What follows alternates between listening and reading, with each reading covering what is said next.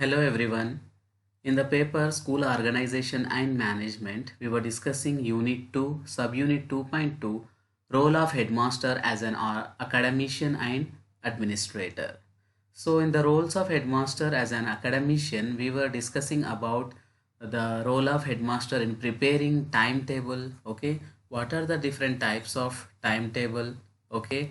And what are the principles of timetable construction? We have seen all those things. So today we are going to discuss about planning and organization of co-curricular activities. So what are the role of a headmaster in planning and organization of co-curricular activities? So previously the co-curricular activities were regarded as extracurricular and much emphasis was not laid on organizing the same. Okay, so but of late attitude towards these activities has changed and all-round development of the child has become the goal of education. So now they started giving importance, okay. Previously they were considered as extracurricular activities, but now we call it as co-curricular activities because simultaneously along with the academics this must be going hand in hand. So, besides intellectual, physical, emotional, ethical, social, aesthetic, and cultural development is to be aimed at, and ancillary activities need to be organized in the school as the media of self expression and means of personality growth. Okay, so apart from the intellectual, physical, emotional, ethical, social, aesthetic, and cultural development, okay, the self expression and means of personality growth is given very importance. So that is the reason these are all included in the co-curricular activities. And here there are some general guidelines for organizing the activities. Activities should be properly integrated with the curricular work, okay, and adequate planning and scheduling of the activities should be done in time, and provision should be made for necessary equipment. Okay, what are the equipment needed for organizing those activities? They must be ready, such as accommodation, furniture, and other contingency, that is for possible event. So duties for organization of different activities should be distributed among the talented staff members. Okay, so the talented staff members, among these staff members, the organizing activity should be distributed. Okay, for the effective organization.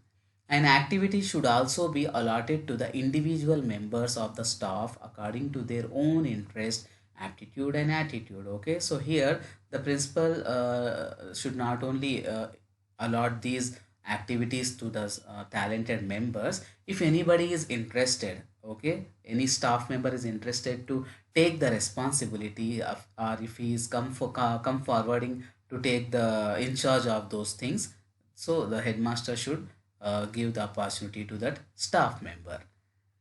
And activities must be distributed throughout the year, and each activity must have its rightful place in the schedule.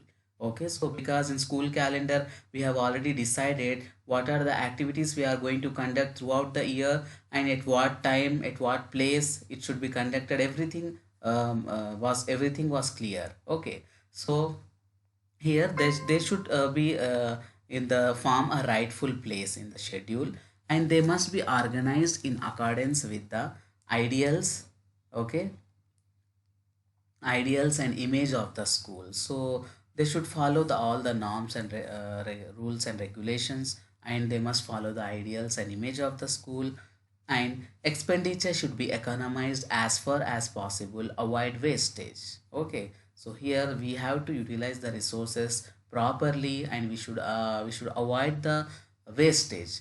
And proper recording of activities with the help of written and visual media should be made.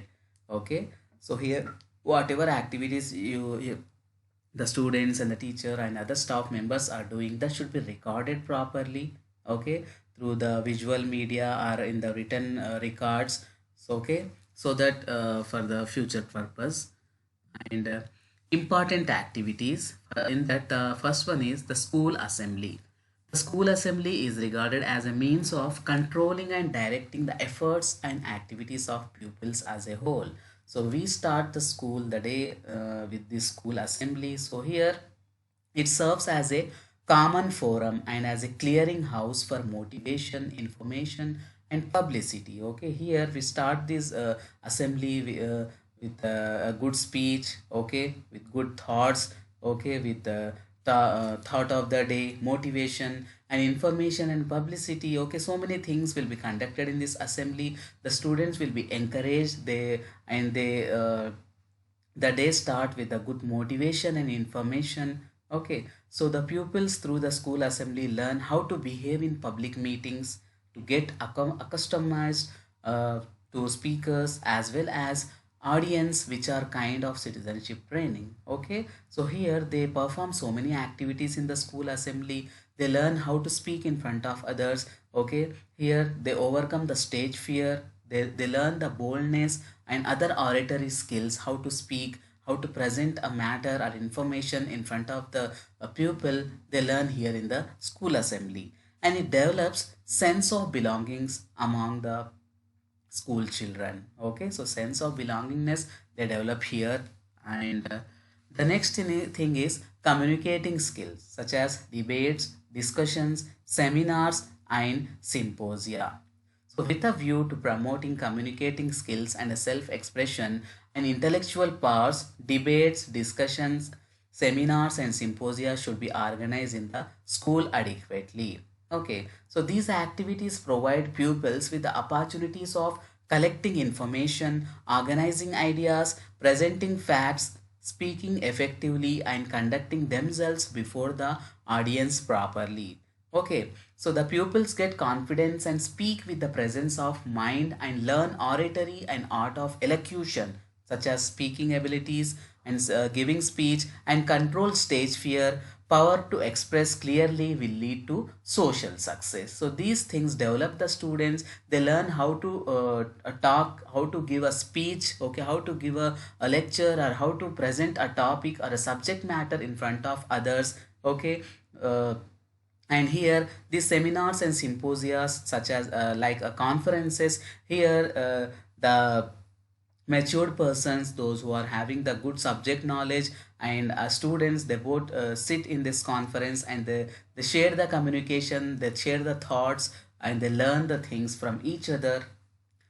And dramatics. The dramatics is a playful activity in which both creative expression and artistic imitation are combined.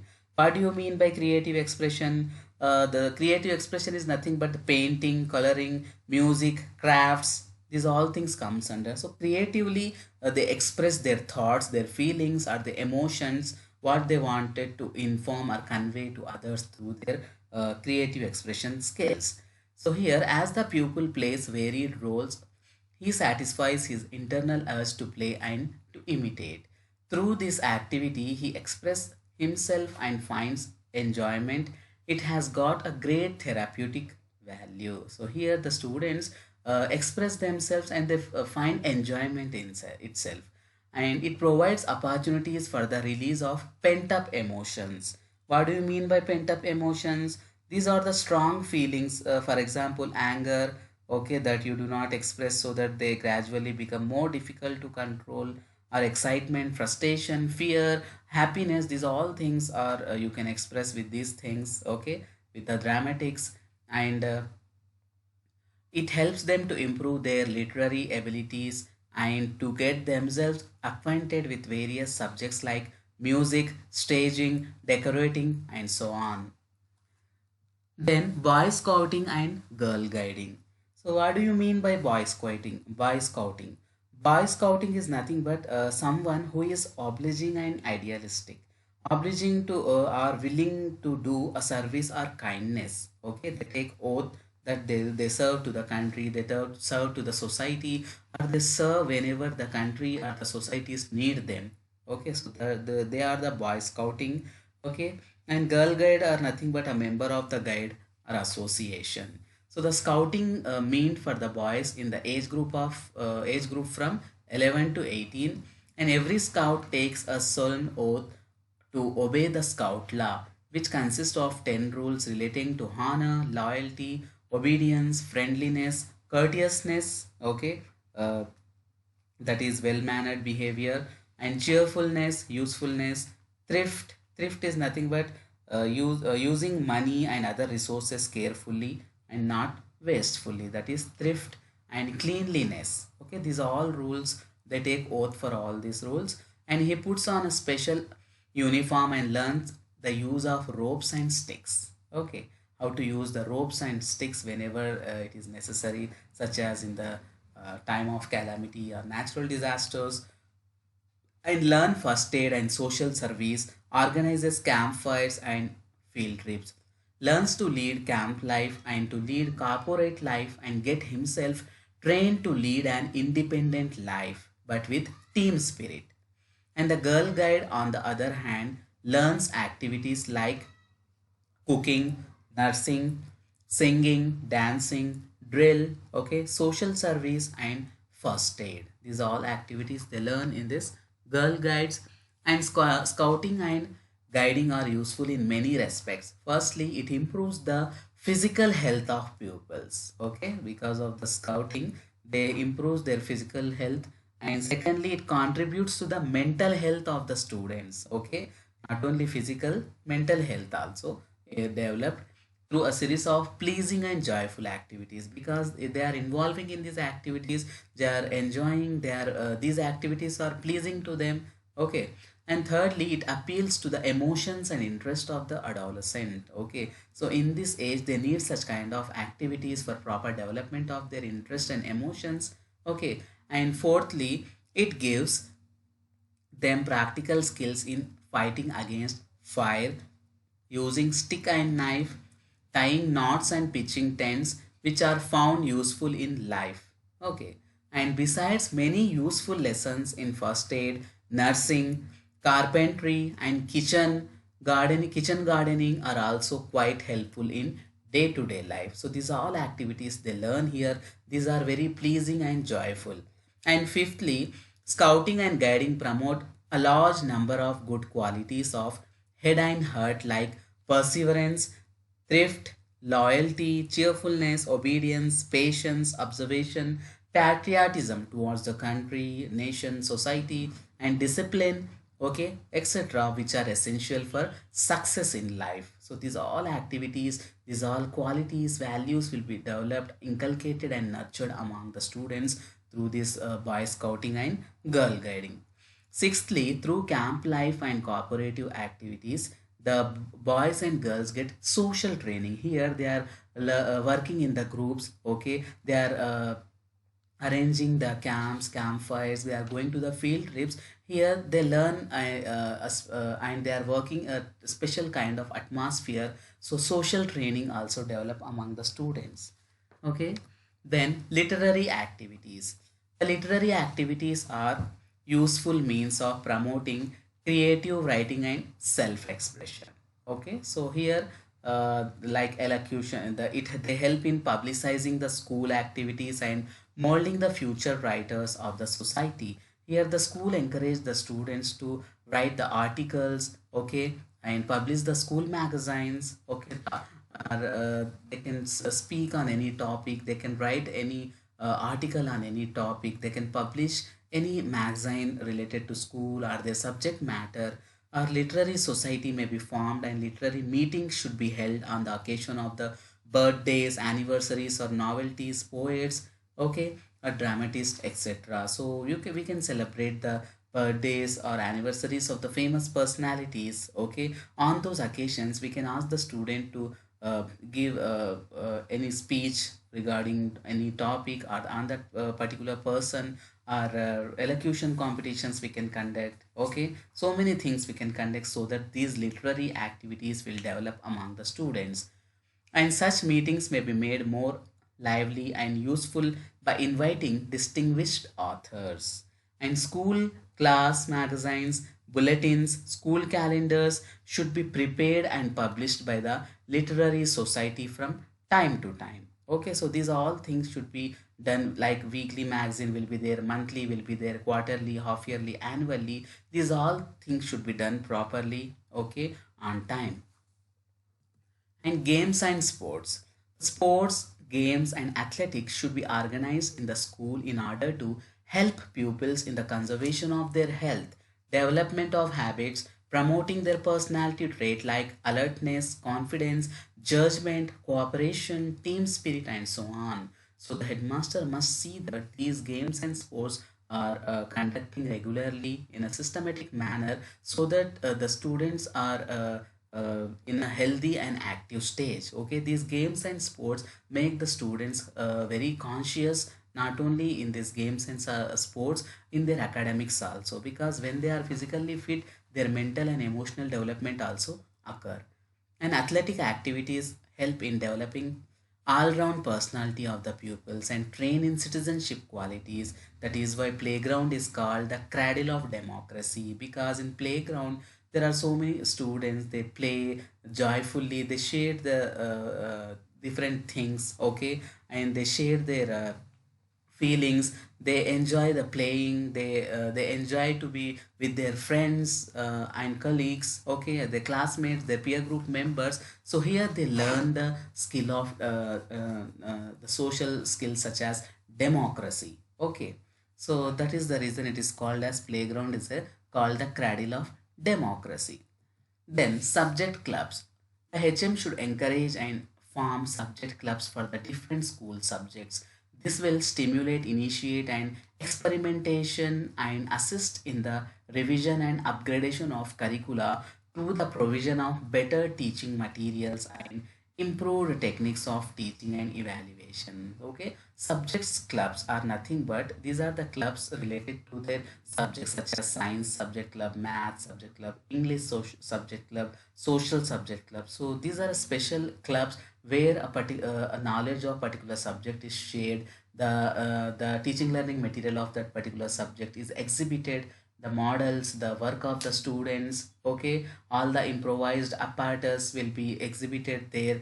Okay, so here the HM should also encourage subject clubs to hold seminars, conferences, and meetings and discuss academic issues for the professional development of teachers. The subject clubs should be affiliated to district level association and assist in running journals at the state level in the concerned subject for the use of teachers all over the state. Okay, so these subject clubs should be organized district level, okay, and association assist in running journals at the state level and concerned subject for the use of teachers all over the state. Okay, so this is for the useful purpose of the teachers, students, and other apart from the school. If anybody is interested to know about any subject, they can also come and join these subject clubs. And guidance and counseling. Guidance function of a HM is of recent origin. Okay, so he is expected to guide the students in the selection of the subjects at the secondary stage, leading to suitable vocations after the school living stage. Okay, like what career they want to choose or in which field they want to go. And the students in their day to day activities and instructional work. Okay, so in these all things the HM should guide the students and the teachers in organizing teaching and other activities, in making a deeper study of their subjects and in solving specific problems of discipline backwardness of students in studies. Okay, so for students and teachers the HM should always available to guide them in instructing the students and teachers in various activities. Okay, and the parents in supervising the education of their wards and in the planning their education according to their abilities and aptitudes. And the higher authorities in matters of curriculum, textbooks, school organization, framing of educational policies and other educational problems. These all things should be discussed by the HM. Okay, and he has to guide the students, teachers, and other staff members of the school uh, in these manners. Okay, and out of all these tasks, educational and vocational guidance is of utmost necessity, although it is neglected so far. Okay, so here this should be given importance. Okay, in the for educational and vocational guidance of the students, and the guidance unit must provide not only curricular and vocational guidance but also personal guidance to those young children who lack adjustment. Some students are unable to adjust in the school, so for them also the HM should guide, and for this purpose he may have to seek help from the psychologist and other organizations. Okay, so if the HM need any assistance from the psychologist, he can also take their services in order to guide the students. And the HM have a vital role in making guidance and counseling program a successful venture in a school. And the supervision, the next thing, the next role of headmaster in academic aspects, that is supervision. So what is supervision? It is defined as the effort to stimulate, coordinate and guide the continued growth of the teachers in school, both individually and collectively. So supervision is meant to the continual growth of the teachers in school. Okay, for that reason we are doing supervision here. And what are the aims of supervision? The supervision is no longer considered to be fault finding and criticizing. In reality, it is for improvement in teaching learning process and situation. So here, whenever we are doing supervision, it is not for the fault finding. Okay, it is for uh, improving the teaching learning process and situation. Okay, so it is providing leadership in the field of education. We here, whenever we are supervising, we should see that we are conducting these supervising sessions for improving the institution, improving the teaching learning process. Okay, not for criticizing the teachers and students, finding out their faults. Its main aim is to provide democratic leadership to teachers to put them in on right lines. Okay, and to set before them goals within reach, like what are our aims and objectives. Okay, that we have to clarify them through supervision. And another aim of this inspection and supervision is to check inefficiency in schools. Okay, and find out gaps in the proper functioning of schools and ensures they are bridged. Okay, we should see that these all things should be covered through this supervision, and we have to work for the efficiency of the school, and there should be no gaps in the functioning of the school. That should be, must be supervised. And what are the different types of supervision? Basically there are three types of supervisions are there. The first one is clinical type. So in this process of supervision follows 5 steps as opined by Goldhammer. So this clinical type of supervision was proposed by Goldhammer, and he has given the 5 steps in this. The steps are, the first one is observation. Okay, so in the supervision they have to observe the situation, then they have to analyze, and they have to prepare the strategy planning, and they conduct a conference, and then post conference analysis, the follow up. So first here the inspector or the supervisor observe the situation, then he analyze the situation, then he prepare the strategy planning according to the situation, then he conduct the conference in order to speak about the results of the supervision, and then post conference analysis. Okay, then finally they follow up whether the strategy what they have taken related to this supervision is going properly or not. And the system also advocates teacher supervisor agreement at each stage. Here the supervisor should not impose the things on the teacher or any other person. Okay, here he should see that the person is accepting his solution or his feedback, that should be there. And the supervisor after his supervision will be analyzes the data and discusses his analysis with teacher for the improvement of instruction. Okay, he should discuss with the teacher, okay, in a friendly manner, in a cooperative manner, and he should make the teacher to accept the solution or the feedback uh, properly. Okay, and this is for the improvement of instruction and teaching learning activities. Then the second type of supervision is preventive type. In this type, the supervisor beforehand anticipates problems and helps the teacher to avoid problems, shortfalls and deficiencies. So before only they identify the things which are take place are going on by the teacher, and they inform to the teacher that these things should not be done. Okay, what are the problems, shortfalls or deficiency in teaching learning process, that is informed to the teacher before only. And this type of inspection helps the teachers to meet situation with confidence. Okay, so these are very helpful for the teacher. And here as they foresee the problems there beforehand and act as his friend and guide. Okay, so here they act friend and guide because they see these problems before only, and before only they inform to the teacher that these are the problems are coming in these teaching learning activities, just take care of these things and try to avoid these problems. And therefore this type of inspection is more useful and helpful in every respect as compared to the traditional type.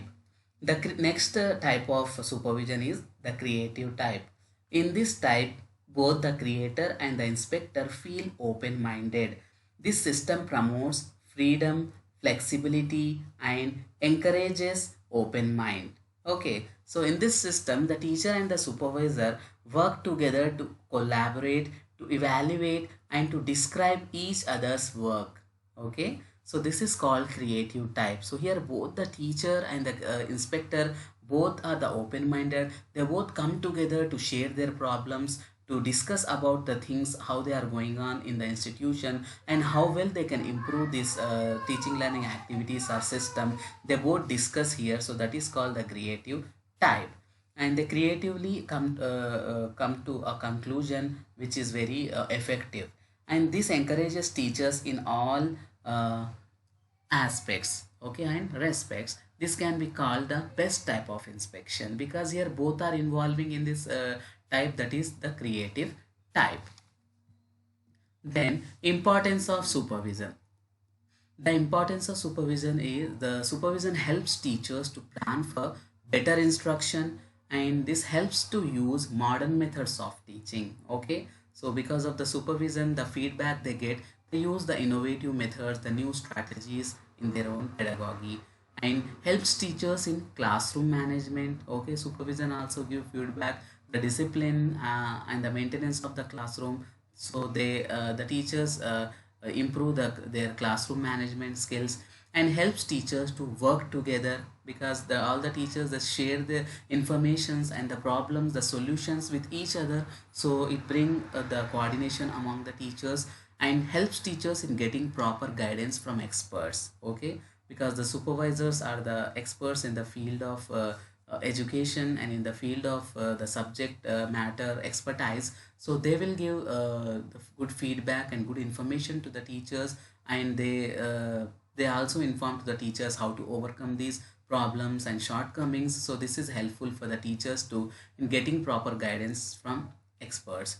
And supervision is essential in planning and implementing various developmental activities in the school. Okay, so it continuously adds some new thing to the field of education, and the promotion of progress of the education system in the institution. So it is very useful, and it in various developmental activities in the school. And prevention is better than cure, so in future it avoids the mistakes, okay, or any big problems. Okay, because we are continuously supervising the things, the teaching learning activities, curricular co-curricular activities in the school. So we are keeping an eye, and we are monitoring, we are watching these all things each and every time, so that it prevent the problems or any situations which are coming in future. Then the role of HM in academic supervision. So here, the according to Kothari Commission, or we also call it as Indian Education Commission, that is 1964 to 66, the supervision is a backbone to the development of education in school. Okay, they are saying that the supervision is a backbone. Okay, so which controls, which balance all the systems of the school, and it should be democratic in nature and not as authoritative. It should be democratic. Okay, the supervisor, the teachers, the headmaster, the teaching non-teaching staff, everyone should coordinate in this supervision activity. Okay, so it should be democratic, it should not be authoritative, it should not be a one-man show. Okay, everybody should be involved in this for the betterment of the school and students. And it should be scientific and innovative, leading to research mode. Okay, it should be scientific, it should not be like general or any other thing. It follows the scientific principles, and it is innovative and leading to the research mode. And modern supervision should have cooperation and coordination for the progress of the education in school. And he should inspect all the classes while teaching is going on and sit in each class to find out instructional strategy and methodology adopted by the teachers. Okay, he should be vigilant in the classes. He should sit and listen the classes taken by the teachers, and he should observe the pedagogy demonstrated by the teachers, what methods they are using, whether they are following the new techniques or not, whether these techniques are understandable by the students or not. Okay, these all strategies of methodology and pedagogy should be observed by the HM. And classroom supervision inspection should not disturb the classwork. Okay, he should be a silent observer. From the back side, he should observe all the things, he should note all the things, and he should leave the class without any disturbance. And he should not point out defects noticed in the teaching before the students. Okay, in other words, he should never hurt the feelings of teachers before students. Okay, separately in his office room, he should inform the teachers about their mistakes or any other things if they are whatever they are doing in the classes, and he should correct them, okay, in a cooperative and friendly manner. Okay, students. And innovative approaches like team teaching, micro teaching, tutorials should be planned for the better instruction. Okay, and like team teaching means using the good resources of the uh, teachers. Okay, pulling the resources those who are expertise in various subjects. And micro teaching, okay, like improving the teaching techniques of the teachers. And tutorials should be planned for the better instruction.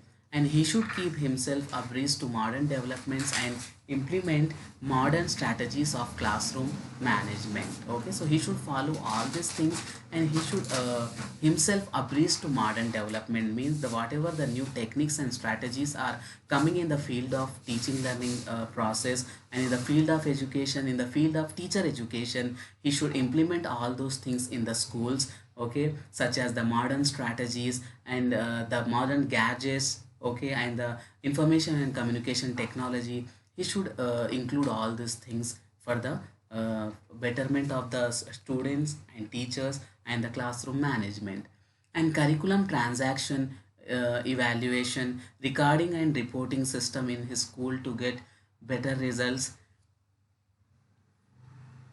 He should appoint a team. So for evaluating all these things, like whether the curriculum transaction is going in a right way or not, and whether all the things are recording properly or not, and reporting, these all things should be done properly. And for these things, that headmaster should appoint a team with the subject experts and the head of the departments.